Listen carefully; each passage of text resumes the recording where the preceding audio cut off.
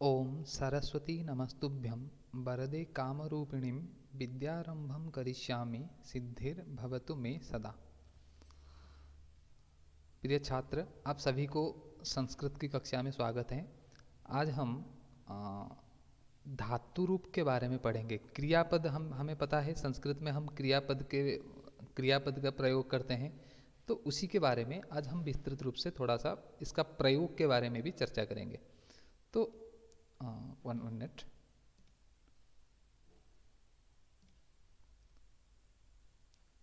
सबसे पहले हम जानते हैं कि हमें किसी भी वाक्य में क्रियापद का बहुत ही महत्वपूर्ण स्थान होता है। ठीक है, क्योंकि क्रिया के साथ जितने भी पद होते हैं, एक वाक्य के अंदर जितने भी पद होते हैं, उनका संबंध क्रियापद के साथ होता है।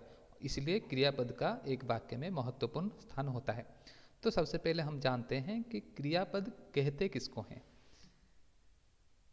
क्रियापद का परिभाषा हम ऐसे कह सकते हैं, वाक्य में जिस पद से किसी कार्य के करने या होने का बोध हो उसे क्रियापद कहते हैं। जैसे उदाहरण के तौर पर यहाँ पे एक चित्र आपको दिखाई दे रहा है। यहाँ पे एक हाथी चलते हुए जा रहा है। अगर संस्कृत में हम इसको बोलेंगे, कैसे बोलेंगे ना, गजः चलति। और उसी तरह से और एक दूसरे चित्र में, यहाँ पे एक चित्र है जिसमें एक सिंह जो है वो गर्जन कर रहा है। तो यहाँ पे हम संस्कृत में इसका वाक्य ऐसे बनाएंगे, सिंहः गर्जति। तो ये दोनों वाक्य में, गजः चलति एवं सिंहः गर्जति, दोनों वाक्य में ये जो चलति है इसको हम क्रियापद कहते हैं। ठीक है, ये क्रिया है। और इस दूसरे वाक्य में सिंहः गर्जति में गर्जति जो है उसको हम क्रिया कहते हैं। इन दोनों पदों को हमें देखने से इस वाक्य के अंदर कौन सी कार्य हो रहा है उसका हमें ज्ञान होता है। तो गजः चलति से चलति इस क्रियापद हमें ये दर्शा रहा है कि कोई हाथी जो है वो चल के जा रहा है। इसी तरह से सिंहः गर्जति में गर्जति क्रियापद से हमें ये पता चल रहा है कि कोई सिंह जो है वो गर्जन कर रहा है। अब संस्कृत भाषा में इस क्रियापद का किस तरह से, क्रियापद कैसे बनते हैं उसके बारे में जानते हैं।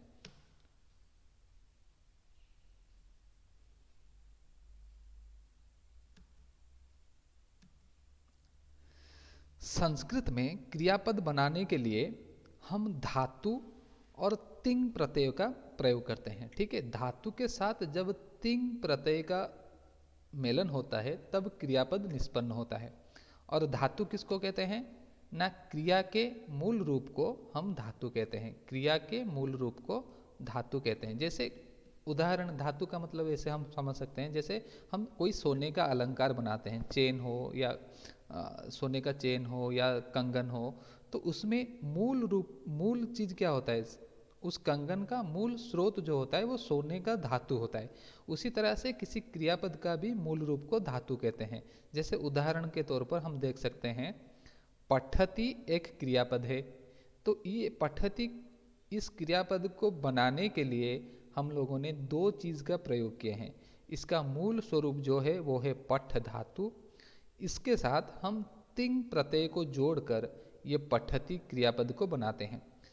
ठीक है, तो और तिंग प्रत्यय किसको कहते हैं ना, धातु से क्रिया रूप बनाने के लिए जो प्रत्यय लगाए जाते हैं उन्हें धातु प्रत्यय या तिंग प्रत्यय कहा जाता है। मतलब इस धातु से, इस मूल धातु के साथ जो चीज को जोड़कर हम ये पठति शब्द को, पद को निष्पन्न करते हैं, जो चीज इस पठ धातु में हम मिलाते हैं उसको हम तिंग प्रत्यय कहते हैं। तिंग प्रत्यय के बारे में मैं आपको थोड़ा सा अधिक जानकारी देता हूँ। तिंग प्रत्यय कुल संस्कृत में 18 होते हैं। ठीक है, 18 तिंग प्रत्यय होते हैं।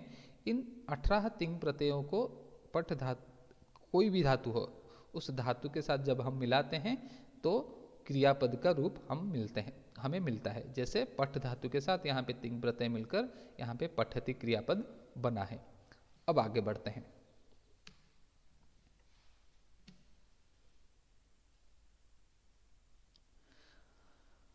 काल लकार, ठीक है। हम लोग सब इंग्लिश भाषा पढ़ते हैं, इंग्लिश भाषा में हम टेंस के साथ सभी को हमें हमारा परिचय है। हम पढ़ते हैं प्रेजेंट टेंस, पास्ट टेंस या फ्यूचर टेंस। तो यही टेंस जो शब्द है उसको हम संस्कृत भाषा में काल या लकार कहते हैं, ठीक है। ये लकार जो हैं ये मूलतः संस्कृत भाषा में 10 तरह के लकार हैं, पर हमारे प्रारंभिक कक्षाओं के लिए हमें 5 लकारों के ज्ञान होने से हमारा काम जो है चल जाता है। तो हम वही 5 लकारों के बारे में आज हम चर्चा करेंगे, ठीक है। ये लकार क्या होते हैं ना, ये सबसे पहले होता है प्रेजेंट टेंस के लिए वर्तमान काल को सूचित करने के लिए हम प्रयोग करते हैं लट लकार, ठीक है। प्रेजेंट टेंस के लिए लट लकार। जैसे एक वाक्य हम कहते हैं बालक पढ़ता है, तो हम लिखेंगे बालकः पठति। यहाँ पे ये जो पठति क्रियापद है वो वर्तमान काल को सूचित कर रहा है, मतलब पठति जो क्रियापद है वो लट लकार में है। याद रखना, पठति क्रियापद वर्तमान को सूचित कर रहा है, इसलिए इसको हम कहेंगे पठति क्रियापद जो है वो लट लकार में है। उसी तरह से भविष्यत काल के लिए या फ्यूचर टेंस के लिए हम कौन सा लकार प्रयोग करते हैं ना, लिट लकार, ठीक है। भविष्यत काल को दर्शाने के लिए हम लिट लकार का प्रयोग करते हैं। जैसे बालकः पठिष्यति, यहाँ पर पठिष्यति इस क्रियापद को देखकर हमें पता चल रहा है कि बालक जो है भविष्य में पढ़ेगा, इसलिए ये जो पठिष्यति है ये कौन सी लकार में है, लिट लकार में है। तो हमें पता चला कि लट लकार प्रेजेंट टेंस के लिए, वर्तमान कालिक क्रिया के लिए, और लिट लकार भविष्यत समय को दर्शाने के लिए। अब और एक लकार है जिसका नाम है लंग लकार। लंग लकार का अर्थ होता है पास्ट टेंस, पास्ट टेंस को दर्शाता है। जैसे बालकः अपठत, तो यहाँ पर इस वाक्य में अपठत यह क्रियापद को देखकर हमें यह पता चल रहा है कि बालक ने पढ़ने का कार्य को समाप्त कर चुका है, मतलब पास्ट टेंस में पढ़ा था, बालक पढ़ा था, बालक पढ़ लिया है। इस तरह से हम जब अतीत काल को दर्शाने के लिए हम लंग लकार का प्रयोग करते हैं।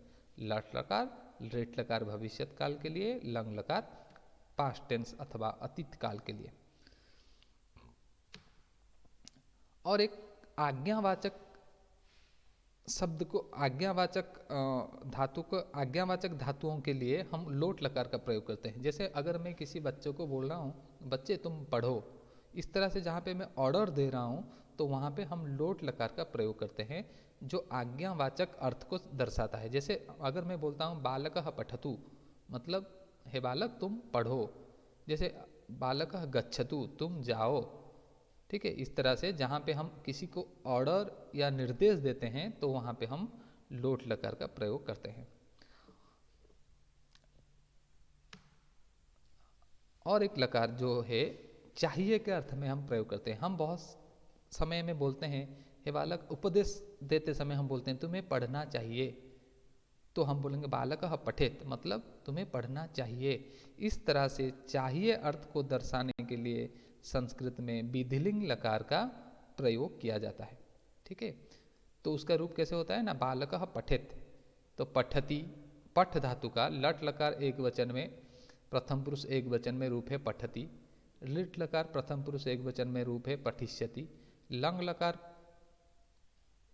प्रथम पुरुष एक वचन में रूप है अपठत, लोट लकार प्रथम पुरुष एक वचन में रूप है पठतु, विधिलिंग लकार प्रथम पुरुष एक वचन में रूप है पठेत।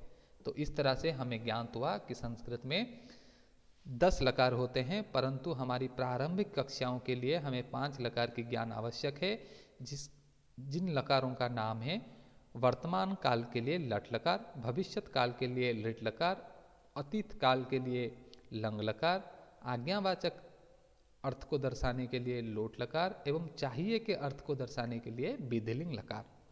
अब हम आगे बढ़ते हैं।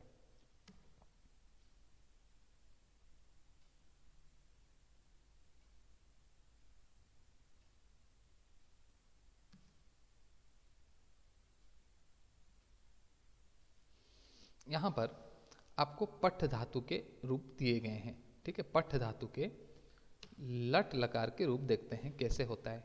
ठीक है, हमें पता है क्रियापद के 3 पुरुष होते हैं, प्रथम पुरुष, मध्यम पुरुष, उत्तम पुरुष, एवं 3 वचन होते हैं, एक वचन, द्विवचन, बहुवचन।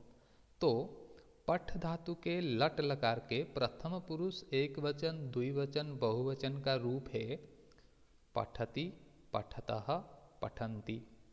मध्यम पुरुष एक वचन, द्विवचन, बहुवचन का रूप है पठसि, पठथः, पठथ। उत्तम पुरुष एक वचन, द्विवचन, बहुवचन का रूप है पठामि, पठावः, पठामः। अब इतने तरह का हमें रूप मिल गया। प्रथम पुरुष में 3 रूप, एक वचन, द्विवचन, बहुवचन में, मध्यम पुरुष में, उत्तम पुरुष में।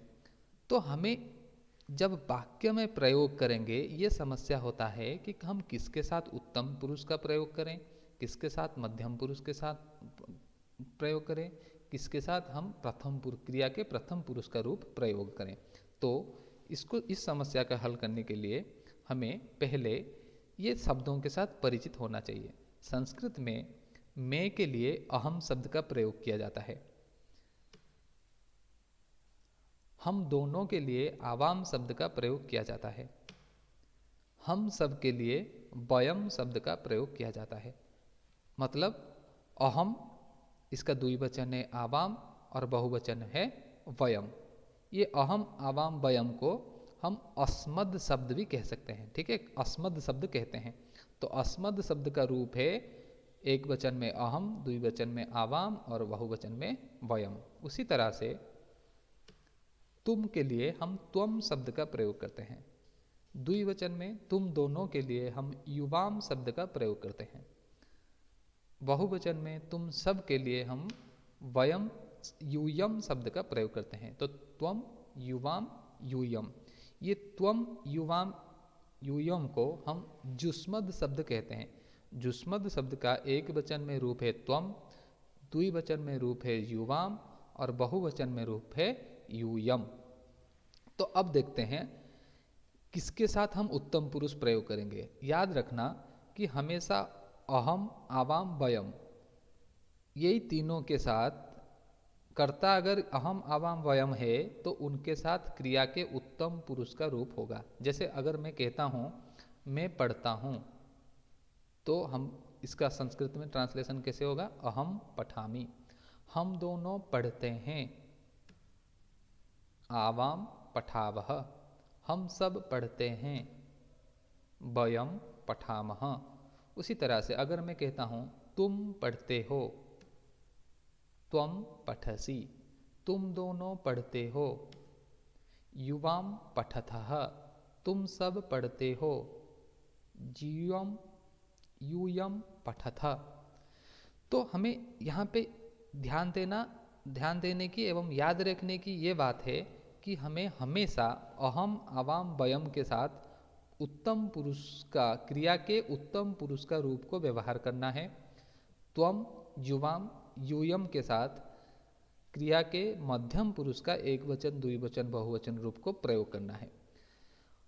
अहम, अस्मद शब्द अहम, आवाम, वयम, युष्मद शब्द त्वम, युवाम, यूयम। ये जो 2 शब्द हैं, अहम, अस्मद शब्द के लिए हम उत्तम पुरुष प्रयोग करेंगे, अहम, आवाम, वयम के लिए त्वम, युवाम, यूयम के लिए मध्यम पुरुष प्रयोग करेंगे। और दुनिया में बाकी जितने सारे शब्द हैं, जैसे बालकः, शिक्षकः, नायकः, गायकः, पाचकः, लता, गीता, माया, जो भी शब्द हैं, उन सारे शब्दों के लिए हम सिर्फ क्रिया का प्रथम पुरुष रूप प्रयोग करेंगे। जैसे अगर मैं बोलता हूँ वह पढ़ता है, तो वह के लिए हम सर्वनाम शब्द सह का प्रयोग करते हैं, तो सह पठति। वह दोनों पढ़ते हैं, तौ पठतः। वह सब पढ़ते हैं, ते पठन्ति। ठीक है, क्लियर हुआ? तो हमें ये सारे प्रयोग हम पठ धातु के लट लकार के रूप में किए प्रेजेंट टेंस में। अब आगे बढ़ते हैं, हम फ्यूचर टेंस में कैसे प्रयोग करते हैं।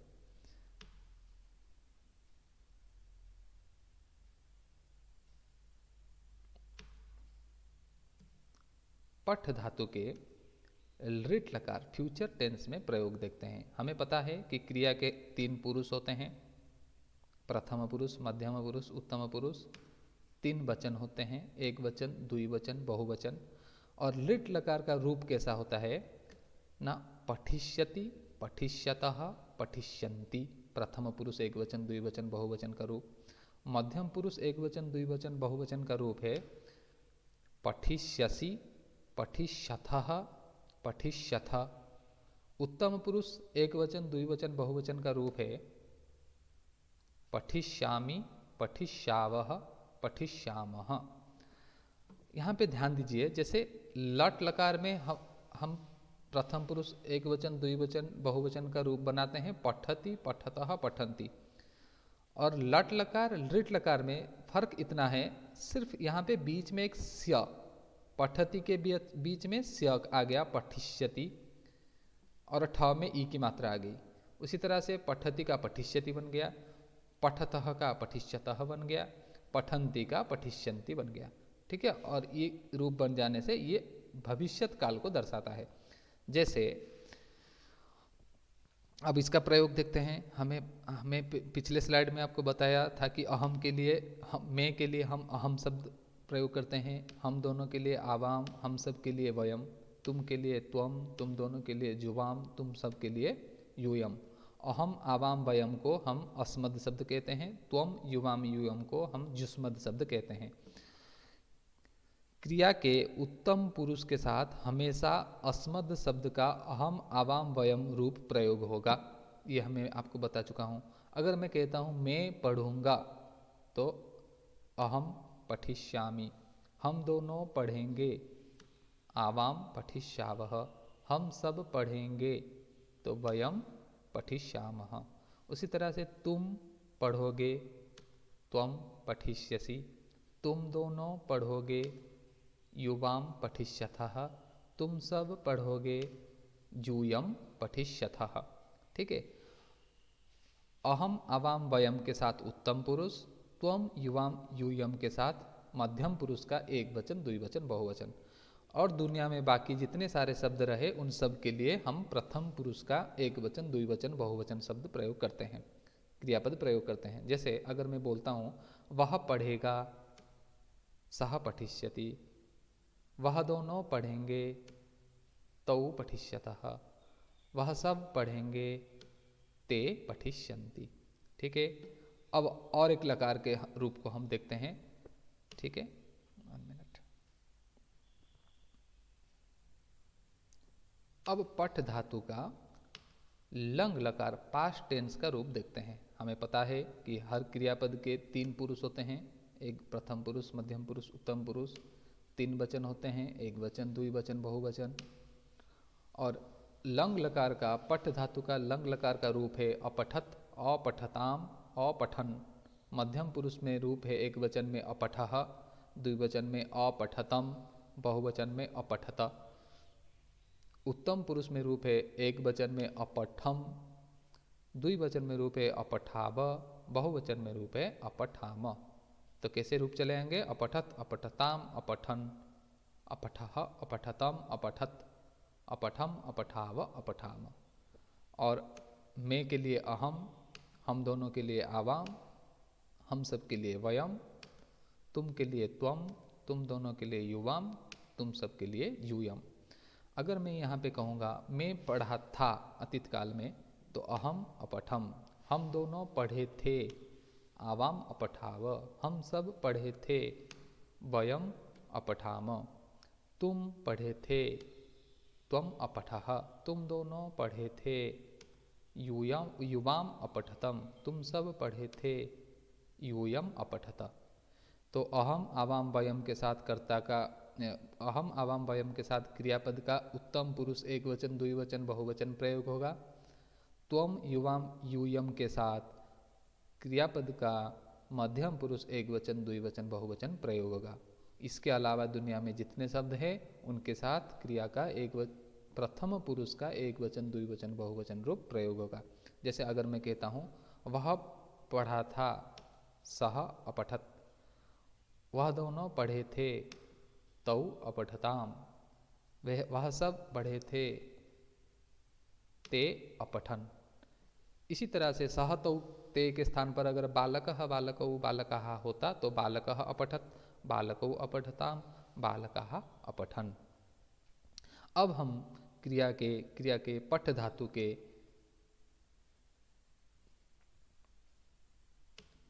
लोट लकार आज्ञावाचक रूप को पढ़ेंगे। ठीक है, तीन पुरुष, प्रथम पुरुष, मध्यम पुरुष, उत्तम पुरुष, तीन वचन, एक वचन, द्विवचन, बहुवचन। रूप है प्रथम पुरुष एक वचन में पठतु, द्विवचन में प्रथम पुरुष द्विवचन में पठताम, प्रथम पुरुष बहुवचन में पठन्तु। मध्यम पुरुष एक वचन में पठः, मध्यम पुरुष द्विवचन में पठतम, मध्यम पुरुष बहुवचन में पठत। उत्तम पुरुष एक वचन में पठानी, उत्तम पुरुष द्विवचन में पठावह, उत्तम पुरुष बहुवचन में पठामह। तो कैसे रूप चलता है ना, पठतु, पठताम, पठन्तु, पठः, पठतम, पठत, पठानी, पठावह, पठामह। आपको ज्ञात है कि मैं के लिए अहम, हम दोनों के लिए आवाम, वयम के लिए हम सब के लिए वयम, तुम के लिए त्वम, तुम दोनों के लिए युवाम, तुम सब के लिए यूयम। अहम, आवाम, वयम को हम अस्मद शब्द कहते हैं, त्वम, युवाम, यूयम को हम युष्मद, जुस्मद शब्द कहते हैं। तो अहम, आवाम, वयम के साथ हमेशा हमें उत्तम पुरुष का प्रयोग करना है, त्वम, युवाम, यूयम के साथ हमें मध्यम पुरुष का प्रयोग करना है। अगर मैं